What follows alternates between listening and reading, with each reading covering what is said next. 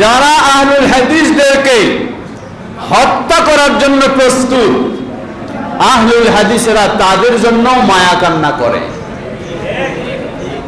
কথাটা বুঝেছেন আমার? বুঝবেন। যারা আহলুল হাদিসদেরকে হত্যা করার জন্য প্রস্তুত, আমার মনে হয় কয়েক মিনিট সময় দেই, এটা শেষ করুক, নাহলে তো কথাও ঠিক হবে না। এগুলি আপনারা দ্রুত পানি বিতরণ করে ফেলেন।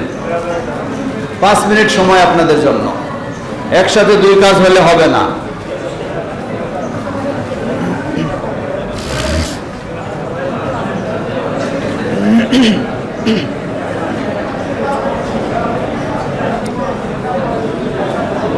যারা পরিবেশনে আছেন 5 মিনিটে এই জায়গায় পরিবেশন শেষ করবেন।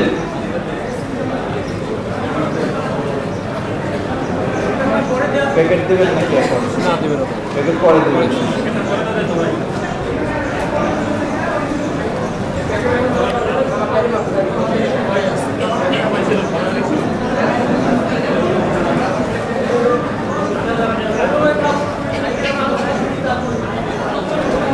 বাস, পানি দেওয়া হয়ে গেলে আপনারা সরে যান। আর প্যাকেট বিতরণের একটা সহজ নিয়ম আছে। আপনারা প্যাকেটগুলি খালি এই মাথায় দিবেন, আর সবাই নিজে নিজে দিয়ে ফেলবেন। কেউ নিজের কাছে একাধিক জমা করে রাখবেন না, তাহলে কোনো ভলেন্টিয়ারকে ভিতরে ঢোকার প্রয়োজন নেই। আপনাদের ডিস্টার্ব হওয়ারও কোনো সমস্যা নেই, যেহেতু সুশৃঙ্খল, কোনো তো গেট খোলা নাই, একদিকেই শুধু খোলা আছে। সুন্দরভাবে প্যাকেট ছাড়বেন, এদিক চলে যাবে। আর ইফতার নিয়ে ব্যস্ত। ইফতার দিলেও সমস্যা, না দিলেও সমস্যা। ইফতার দিলে সমস্যা, ইফতার কখন খুলবে এই চিন্তায় ব্যস্ত। আর না দিলে ব্যস্ত হলো কখন ইফতার আসবে এই চিন্তায় ব্যস্ত। তো যাক, ইফতার আল্লাহ রিজিকে রাখলে পাবো ইনশাআল্লাহ। পাবো না? ইনশাআল্লাহ। অতএব আপনারা একটু কথা শুনবেন।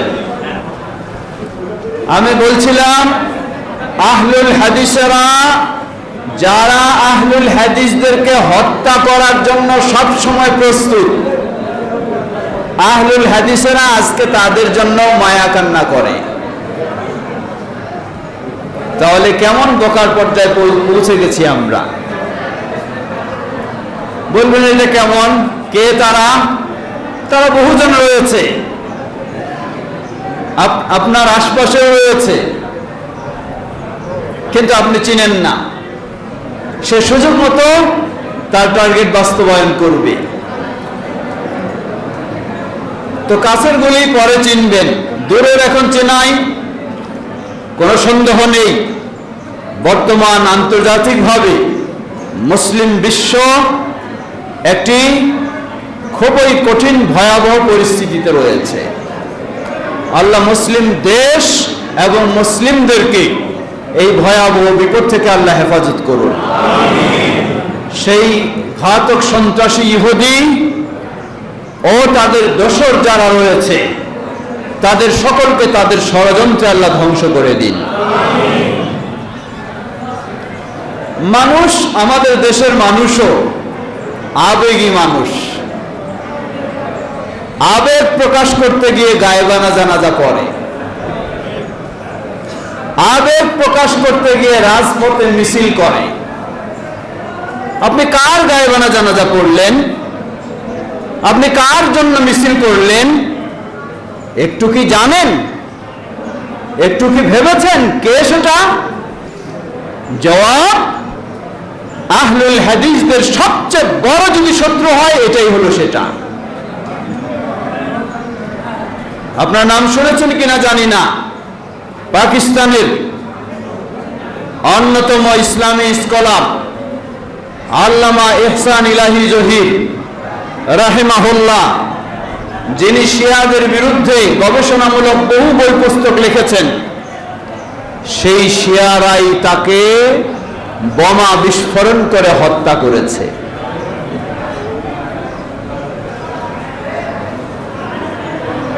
বাহ্যিকভাবে আমরা দেখছি এটা তো একটা মুসলিম রাষ্ট্র, ইহুদিদের আক্রমণের শিকার, খ্রিস্টানের আক্রমণের শিকার। কোনো সন্দেহ নেই, অবশ্যই আমরা ইহুদিদের বিরুদ্ধে, খ্রিস্টানের বিরুদ্ধে কখনো তাদের পক্ষে হতে পারি না, কোনো মুসলিম হতে পারে না। কিন্তু আপনি কি চিনেন সেই ইহুদির চেয়েও আরো বড় শত্রুকে, সেই খ্রিস্টানের চেয়েও আরো বড় শত্রুকে? আপনাকে চিনতে হবে। আমার কাছে ভিডিও আছে, এটাও দেখাতে পারবো। যারা বলে আমাদের যুদ্ধ সংগ্রাম চলতেই থাকবে যতক্ষণ না মক্কা মদিনার আজানে আশহাদু আন্না মুহাম্মাদুর রাসূলুল্লাহর পরিবর্তে আশহাদু আন্না আলিয়্যু ওয়ালিয়ুল্লাহ শোনা যাবে, ততক্ষণ পর্যন্ত আমাদের যুদ্ধ চলতেই থাকবে। কে বুঝেছেন? এবার বুঝেন কারা? আশহাদু আন্না মুহাম্মাদুর রাসূলুল্লাহর পরিবর্তে শোনা যেতে হবে আশহাদু আন্না আলী ওয়ালিউল্লাহ। না শোনা পর্যন্ত তারা যুদ্ধ চালিয়ে যাবে, মক্কা মদিনাকে দখল করবে, দখল করে তারপর মক্কা মদিনার আজানে সেটা শোনানোর ব্যবস্থা করবে। কত বড় মুসলমান! কার জানাজা পড়ছেন আপনি আজকে? কার জন্য আপনি কাঁদতেছেন? একটু চিন্তা করবেন। সুন্দর বেশভূষণ হলেই খালি হয় না। কথায় বলা হয় চকচক করলেই শোনা হয় না, চকচক করলেই হয় না। দেওয়ানবাগীর চেহারাটা দেখেননি? হ্যাঁ, কি সুন্দর বিশাল বডি, কি বড় দাড়ি, একেবারে নুরানি চেহারা, কি পোশাক। দেওয়ানবাগিরে শুনে চিনেন না? চিনেন না? হ্যাঁ, সেই দেওয়ানবাগি দাবি করেছিল, কত কি দাবি করেছে, যার দাবিতে আহলে হাদিসেরা নয়, শুধু হানাফিরা সবাই একমত ছিল দেওয়ানবাগি কি নয়, দেওয়ানবাগি মুসলিম নয়। তাহলে এই দেওয়ানবাগির চেয়েও ভয়ঙ্কর কথা আপনি জানবেন। দেওয়ানবাগি কি প্রকাশ্যে ঘোষণা দিয়েছিল অধিকাংশ সাহাবী কাফের? না, দেওয়ানবাগি কখনো এই ঘোষণা দেয় নাই। তাহলে যারা ঘোষণা দেয় কয়েকজন সাহাবী ব্যতীত অধিকাংশ সাহাবী কাফের, তাকে আপনি কি বলবেন? মুমিন বলবেন না? হ্যাঁ, আমার কথা বুঝতেছেন আপনারা? আপনার গ্রামগঞ্জের মানুষ হয়তো বলবেন যে আমরা তো এত গভীর চিন্তার ওয়াজ চাই না, এটা আমরা বুঝবো না। না, এটা আপনার আকীদার বিষয়। আপনি কাকে সমর্থন দিবেন, কার পক্ষে আপনি দৌড়াবেন, কার মতামতে আপনি একমত হবেন, আপনাকে জানতে হবে। যদি আহলুল হাদিস হন তাহলে আপনাকে আপনার শত্রু চিনতে হবে। তাহলে যারা অধিকাংশ সাহাবীকে কাফের বলে মুসলিম হতে পারে না, তাদেরকে কাফের ছাড়া আমরা কিছু বলতে পারি না। দ্বিতীয় আসুন, রাসূলুল্লাহ সাল্লাল্লাহু আলাইহি ওয়াসাল্লামের কাছে সবচেয়ে প্রিয় যেই ব্যক্তিটি এবং জান্নাতের নারীদের মাঝে যিনি সবচেয়ে শ্রেষ্ঠ নারী হবেন, নাম কি তার? আয়েশা রাদিয়াল্লাহু আনহা। যাদের প্রতিটি মানুষ বিশ্বাস করে আয়েশা রাদিয়াল্লাহু আনহা হলেন জাহান্নামী, নাউযুবিল্লাহ। তাকে কি বলবেন আপনি? তাকে কি বলবেন? আমার কাছে সেই ভিডিও রয়েছে, যাদের এই বড় বড় আলখাল্লাওয়ালা মানুষেরা বিশাল বড় কেক তৈরি করে, কেকের উপরে লেখা আয়েশা ফিন্নার, আয়েশা জাহান্নামী, এই লেখে কেক কেটে আনন্দ উৎসব করছে ওই তেহরানে। তাহলে আয়েশা রাদিয়াল্লাহু আনহাকে যে জাহান্নামী বলে বিশ্বাস করে, আপনি যদি তাকে ভালোবাসেন তাহলে আপনিও জাহান্নামী ছাড়া কিছু হতে পারবেন না। আয়েশা রাদিয়াল্লাহু আনহাকে যে জাহান্নামী বলে, তাকে যদি আপনি জাহান্নামী না বলেন তাহলে আপনিও জাহান্নামী হবেন। আয়েশা রাদিয়াল্লাহু আনহাকে যে ব্যভিচারিণী বলবে, তাকে যদি আপনি কাফের না বলেন আপনি কখনো মুমিন হতে পারবেন না। আহলে হাদিস তো দূরের কথা।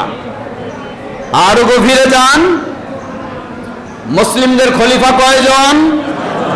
আবু বকর সিদ্দিক রাদিয়াল্লাহু আনহু, ওমর ইবনে খাত্তাব রাদিয়াল্লাহু আনহু, ওসমান ইবনে আফফান রাদিয়াল্লাহু আনহু, আলী ইবনে আবি তালিব রাদিয়াল্লাহু তাআলা আনহু। বর্তমান বিশ্বের শিয়ারা, বিশেষ করে যারা ইসনা আশারিয়া, দ্বাদশপন্থী শিয়া, এই দ্বাদশপন্থী শিয়া ইরানের বর্তমান প্রশাসন, দায়িত্বশীল নেতা, আলেম সবাই হলো এই আকীদায় বিশ্বাসী, ইসনা আশারিয়ায়। তাদের নিকট, তাদের আকীদায় এই চারজন খলিফার মধ্যে আবু বকর রাদিয়াল্লাহু আনহু, ওমর রাদিয়াল্লাহু আনহু, ওসমান রাদিয়াল্লাহু আনহু, খলিফা তো দূরের কথা, তারা তাদেরকে মুসলমান বলেও স্বীকার করে না।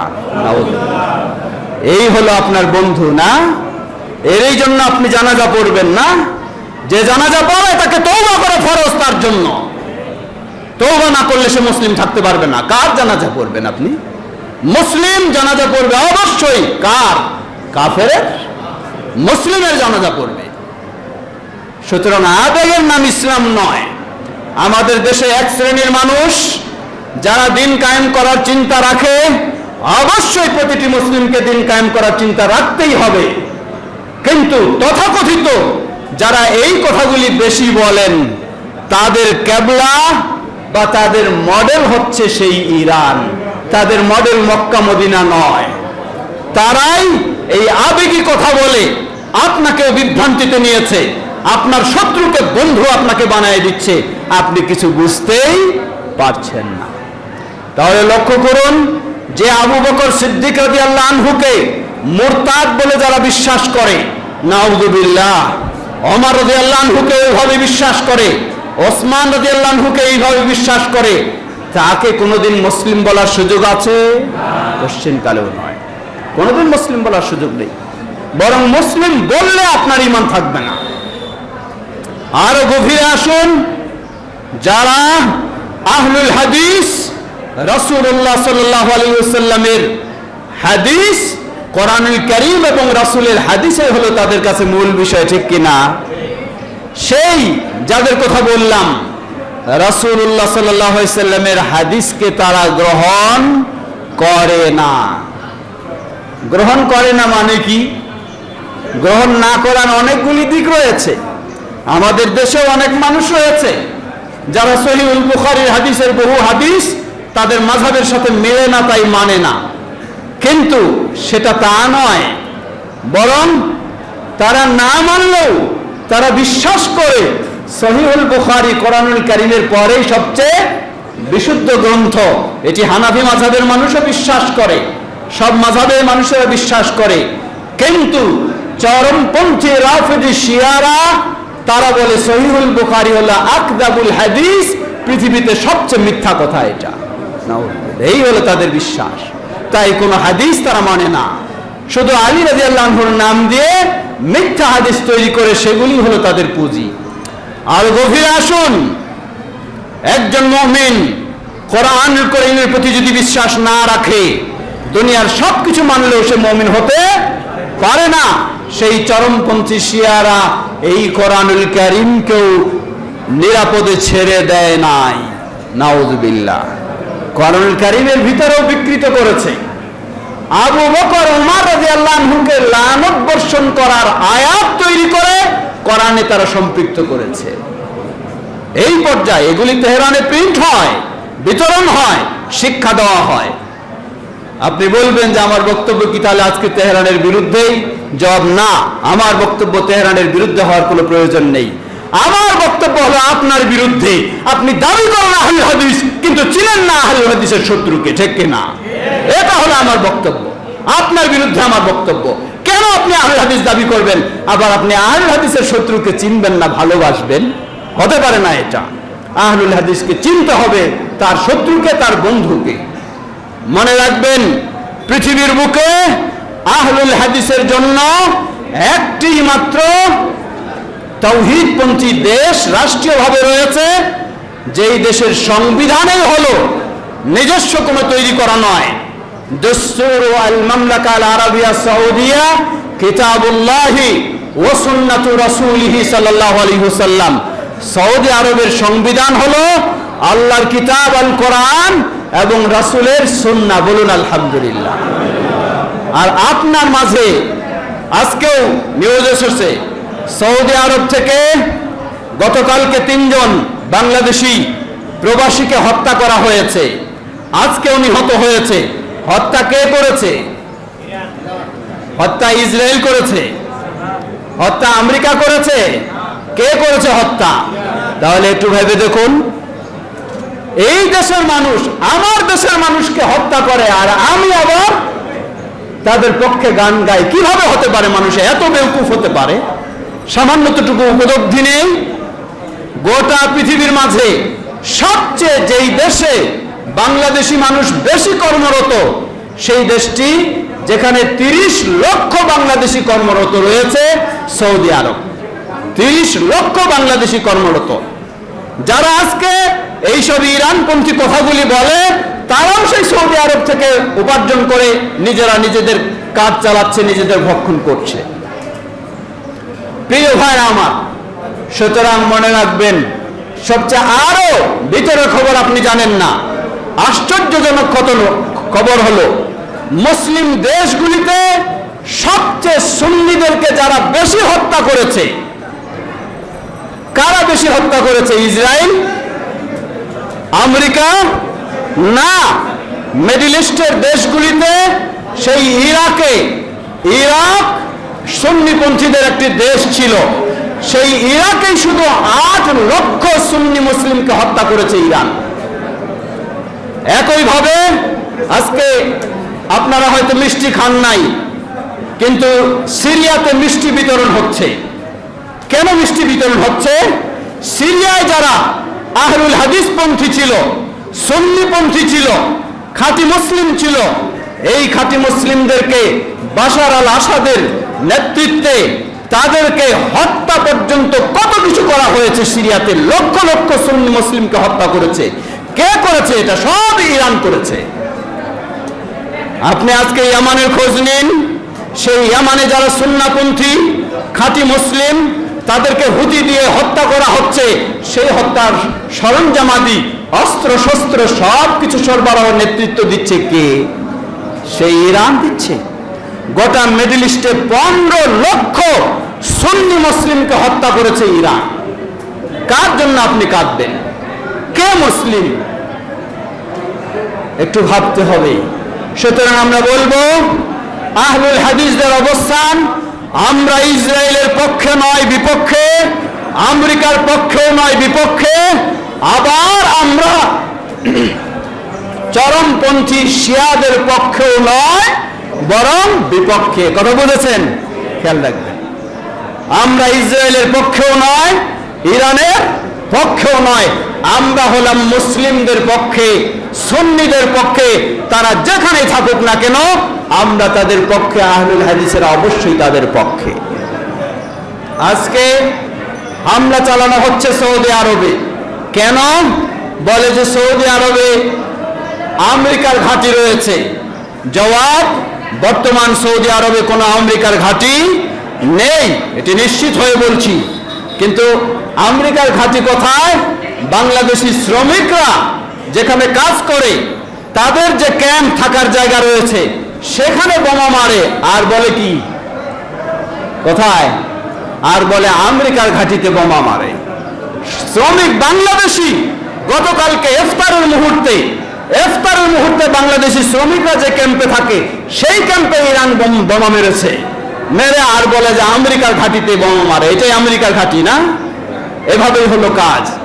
তো সুতরাং আমরা বলবো, যদিও বলে থাকেন, তাহলে এই মিডল ইস্টে, ইরাকে, কাতারে আমেরিকাকে কে নিয়ে এসেছে?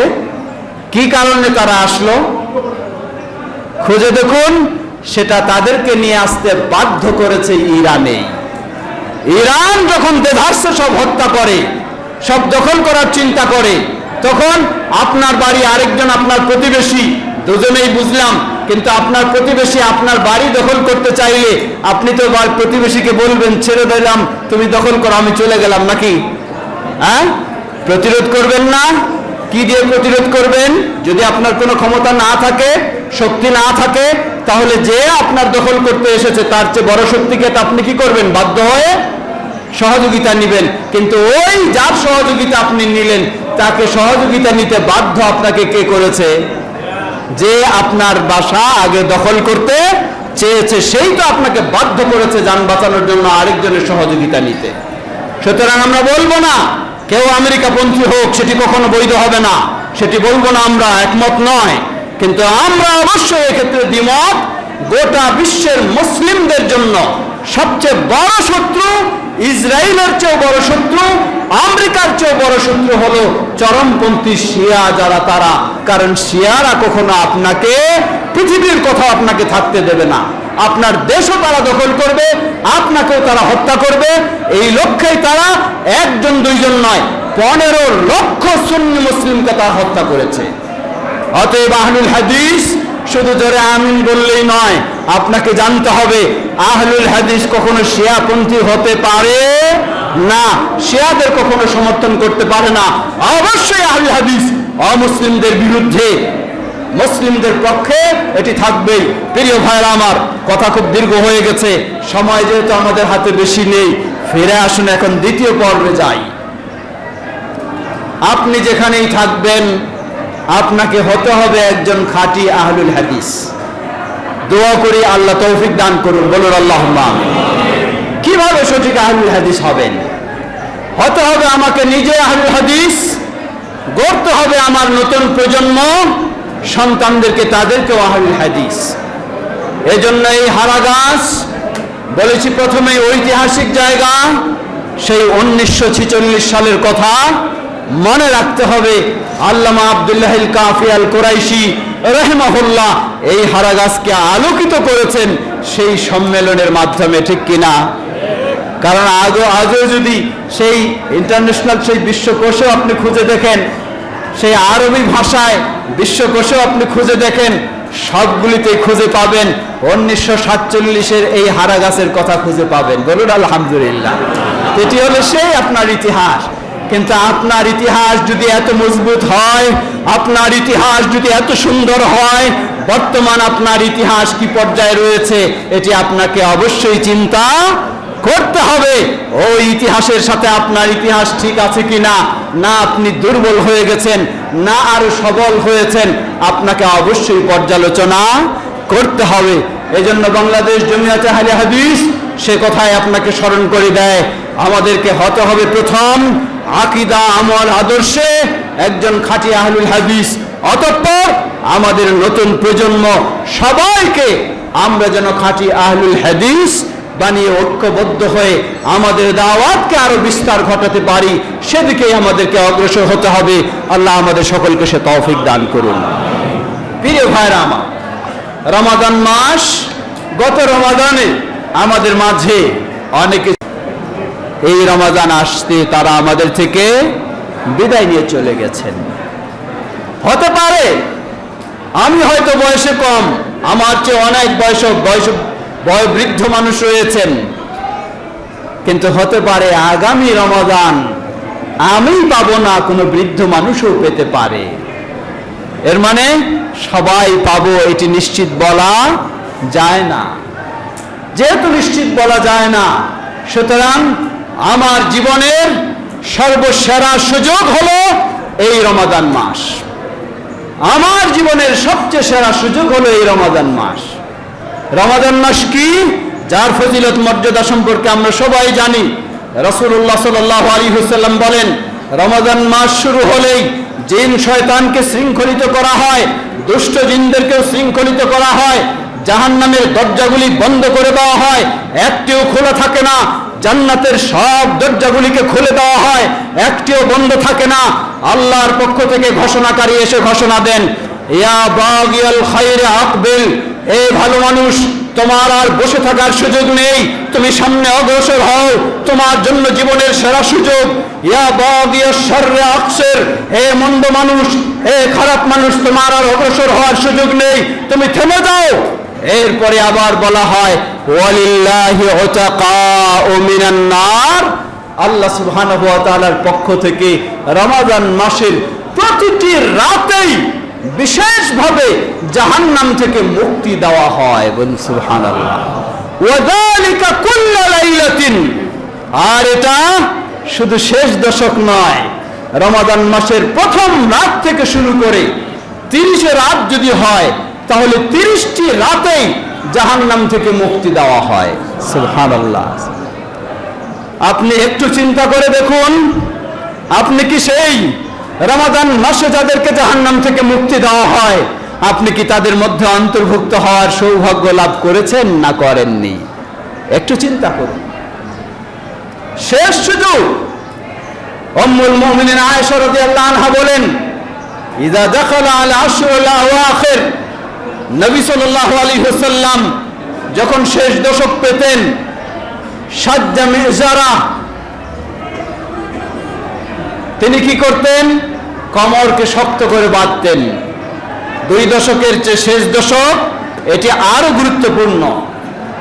আজকে আমরা কত গুনাহ করি, কত অপরাধ, যিনি নিষ্পাপ, যার অগ্রিম ক্ষমা করে দেওয়া হয়েছে। নবী মুহাম্মদ সাল্লাল্লাহু আলাইহি ওয়াসাল্লাম শেষ দশক আসলে তিনি আরো বিশেষভাবে প্রস্তুতি নিতেন। কেমন প্রস্তুতি? আহয়া লাইলাহু, শেষ দশকের রাতগুলি তিনি জাগতেন, ঘুমাতেন না। শুধু নিজে নয়, ওয়া আইকাযা আহলাহু, পরিবারের সব সদস্যদেরকেও তিনি জাগাতেন, তারাও যেন ইবাদত করতে পারে। নবী মুহাম্মদ সাল্লাল্লাহু আলাইহি ওয়াসাল্লামের শেষ দশকের অবস্থাটা এই ছিল। তাহলে আমাদের সামনে আজকে থেকেই সূর্যাস্তের পরেই শেষ দশকের সময় শুরু হবে। যাদের ইতিকাফের সুযোগ রয়েছে, সেটি হলো সর্বোচ্চ সুযোগ এই শেষ দশককে বিশেষভাবে কাজে লাগানোর জন্য। যদি সম্ভব নাও হয়, তারপরেও আপনি শেষ দশকের বিশেষ করে রাতগুলি, কারণ রমাদান মাসের শেষ দশকের রাতগুলি গোটা বছরের রাতগুলির চেয়ে শ্রেষ্ঠ রাত, আর যুলহিজ্জা মাসের প্রথম দশকের দিনগুলি গোটা বছরের দিনগুলির মাঝে শ্রেষ্ঠ দিন। আজকে আপনি আমি এই শেষ দশকের সেরা রাতগুলি পেয়ে যাব ইনশাআল্লাহ। এই রাতগুলির বিশেষ আকর্ষণ আল্লাহ রাসূল সাল্লাল্লাহু আলাইহি ওয়াসাল্লাম তো বলেছেনই, স্বয়ং আল্লাহ সুবহানাহু ওয়া তাআলা বলেন, লাইলাতুল কদরি খায়রুম মিন আলফি শাহর, কদরের রাত, এক রাতের ইবাদত সহস্র রাতের ইবাদতের চেয়েও উত্তম। সহস্র মানে হলো প্রায় 83 বছর। 83 বছর হলো 1000 মাস। এই 1000 মাস হলো প্রায় 83 বছর। তাহলে একটি রাতের ইবাদত 83 বছরের ইবাদতের চেয়েও আরো অনেক উত্তম। সুবহানাল্লাহ। এই সুযোগ আজকে আপনার সামনে। সুতরাং ব্যস্ততা আপনার থাকতেই পারে, যতদিন জীবিত আছেন ব্যস্ততা থাকবে, আপনার কাজ থাকবে, সবগুলিকে সংক্ষিপ্ত করে নিন। এই সুবর্ণ সুযোগটিকে কাজে লাগানোর চেষ্টা করুন। আল্লাহ আমাদের সবাইকে সে তৌফিক দান করুন। কেমনে সেই সুযোগটি নেব? কদরের রাতের জবাব রাসূলুল্লাহ সাল্লাল্লাহু আলাইহি ওয়াসাল্লামের নির্দেশনা অনুযায়ী আপনি কদরের রাতের ইবাদত করবেন। কবে কদরের রাতের ইবাদত? সেটি হলো 27 রাত। সব রাতগুলিতে ঘুমাবেন, আর 27 রাতে আপনি মসজিদে গিয়ে দাওয়াত খাবেন। সুন্দর আপনার ইবাদত হয়ে যাবে, কদরের রাত পেয়ে যাবেন, তাই না? জবাব না, হতে পারে না কখনো। কদরের রাত কবে এটি নিশ্চিত করে বলার সুযোগ নেই। নবী সাল্লাল্লাহু আলাইহি ওয়াসাল্লাম এই পাশে তার ঘরে জিবরিল আলাইহিস সালাম এসে জানিয়ে দিলেন কদরের রাত অমুক রাতে। বের হলেন, মানুষদেরকে জানাবেন। আসে দেখলেন দুজন সাহাবী পারস্পরিক লেনদেন নিয়ে তর্কে লিপ্ত। রাসূলুল্লাহ সাল্লাল্লাহু আলাইহি ওয়াসাল্লাম তর্ক মেটাতে গিয়ে আসল খবর হারিয়ে গেছে, আর নিশ্চিত বলতে পারলেন না। এর মানে আল্লাহ সুবহানাহু ওয়া তাআলা এটার মাঝেও কল্যাণ রেখেছেন। এটার মাঝেও কল্যাণ। যদি নিশ্চিত আমরা জানতাম অমুক রাতটি, তাহলে হয়তো আপনি আর 5 রাত 7 রাত 10 রাত কখনো ইবাদত করবেন না, ওই একটার জন্য বসে থাকবেন। আর ওই রাতটা যদি আবার কখনো আপনার ছুটে যায় মাইনাস হয়ে যায়, তখন আপনি আফসোস করবেন, হ্যাঁ এটার জন্য বসে থাকলাম, এটাও হারিয়ে গেল, পারলাম না। তাই আল্লাহ সহজ করে দিয়েছেন, আপনি এখন ইবাদত করতে থাকুন। কদরের রাতটা যদি পেয়ে যান আলহামদুলিল্লাহ, যদি নাও পেয়ে যান তবু আপনার ইবাদত তো মিস যাবে না। যতদিন যত মিনিট আপনি ইবাদত করবেন সবটারই সওয়াব আল্লাহর কাছে অবশ্যই পাবেন। তাহলে এখন আমরা কি করব? আল্লাহ রাসূল সাল্লাল্লাহু আলাইহি সাল্লাম সহজ করে দিলেন। উম্মুল মুমিনিন আয়েশা রাদিয়াল্লাহু আনহা বর্ণনা করছেন, রাসূল সাল্লাল্লাহু আলাইহি সাল্লাম বলেন, ইলতামিসুহা ফিল বিতরি মিনাল আশরিল আওয়াখির মিন রমাদান। এটি সহিহুল বুখারীর হাদিস। রমাদানের শেষ দশকের বেজর রাতগুলিতে কদরের রাতের ইবাদত করো। শেষ দশকের বেজর রাত মানে 21, 23, 25, 27, 29, কয় রাত? 5 রাত। একটু সহজ করে দিলেন, 5 রাত ইবাদত করেন। কিন্তু 5 রাত ইবাদত করলে কি আপনি শতভাগ নিশ্চিত যে আপনি কদরের রাত পেয়ে যাবেন? জবাব না, শতভাগ নিশ্চিত না। কারণ এটি যেমন সহিহুল বুখারীর হাদিস, সহিহুল বুখারীর আরেক হাদিস আব্দুল্লাহ ইবনে আব্বাস রাদিয়াল্লাহু আনহু বর্ণনা করছেন, রাসূলুল্লাহ সাল্লাল্লাহু আলাইহি সাল্লাম বললেন সেখানে, ইলতামিসুহা ফি লাইলাতিন তাসিআতিন তাবকা। তোমরা কদরের রাতের জন্য ইবাদত করো ওই রাতে যেই রাত থেকে 9টি রাত থাকবে, ওই রাতে যেই রাত থেকে 7টি রাত থাকবে, ওই রাতে যে রাত থেকে 5টি রাত থাকবে। এর মানে কি বোঝা যায়? বোঝা যায় 21, 23 এবং কত? 25। এখন আসুন, এটা হাদিস সহিহুল বুখারীর আব্দুল্লাহ ইবনে আব্বাস রাদিয়াল্লাহু আনহু বর্ণনা। 21, 23, 25 কোন 21, 23, 25? রমাদান মাস যদি 30-এ হয় তাহলে হলো 21, 23, 25। আর রমাদান মাস প্রতি বছরে তো 30-এই হবে নাকি? হ্যাঁ, 29-ও হতে পারে। যদি 29-এ হয় তাহলে 9 রাত বাকি থাকতে খুঁজবেন কোথায়? এইবার 21 ধরে বসে থাকলে চলবে না, আগের রাতে চলে যেতে হবে। 7 রাত থাকতে কোনটাতে খুঁজবেন? মানে 20, 22, 24। কি 20, 22, 24? তাহলে এখন বেজর নিয়ে বসে থাকলে চলবে না, আপনাকে জোরে চলে আসতে হবে। এজন্য ইমাম ইবনে তাইমিয়া রাহিমাহুল্লাহ তিনি বলেন যে, ইযা কানা আল আমরু হাকাযা ফায়ামবাগি লিল মুমিনি আন ইয়াতাহাররাহা আল আশরুল আওয়াখির জামিআ। বিষয়টা যখন এই রকমের, তাহলে একজন মুমিনের কর্তব্য হলো যে শতভাগ কদরের রাত নিশ্চিতভাবে পেতে চায়, তার কর্তব্য হলো রমাদানের শেষ দশকের জোর বেজোর সব রাতগুলিতে ইবাদত করবে। তাহলে ইনশাআল্লাহ শতভাগ সে কদরের রাত পেয়ে যাবে ইনশাআল্লাহ। আর এটাই মূলত কার সুন্নাহ? রাসূলুল্লাহ সাল্লাল্লাহু আলাইহি ওয়াসাল্লামের সুন্নাহ মূলত এটাই। কারণ একটু আগে আমরা জানলাম উম্মুল মুমিনিন আয়েশা রাদিয়াল্লাহু আনহা বলছেন, রাসূলুল্লাহ সাল্লাল্লাহু আলাইহি ওয়াসাল্লাম শুধু বেজর রাতগুলিতে ইবাদত করতেন নাকি? না, শেষ দশকের সব রাতগুলিতেই তিনি জাগতেন। রাসূলুল্লাহ সাল্লাল্লাহু আলাইহি ওয়াসাল্লাম শেষ দশকের সব রাতগুলিতেই জাগতেন, সব রাতগুলিতেই নিজের পরিবারকেও জাগাতেন। তাহলে রাসূল সাল্লাল্লাহু আলাইহি ওয়াসাল্লামের আসল সুন্নাহ অনুযায়ী যদি আপনি আমল করেন, তাহলে ইনশাআল্লাহ কদরের রাত আপনার থেকে মিস হবে না। এখন হয়তো বলতে পারেন, কদরের রাতের জন্য তো ইবাদত করলাম শেষ দশকের সব রাতগুলি, কিন্তু আমি দেখলাম না যে গাছে সেজদা দেয়, দেখলাম না এইটা, তাহলে বুঝলাম না তো কদরের রাত হলো কি না হলো।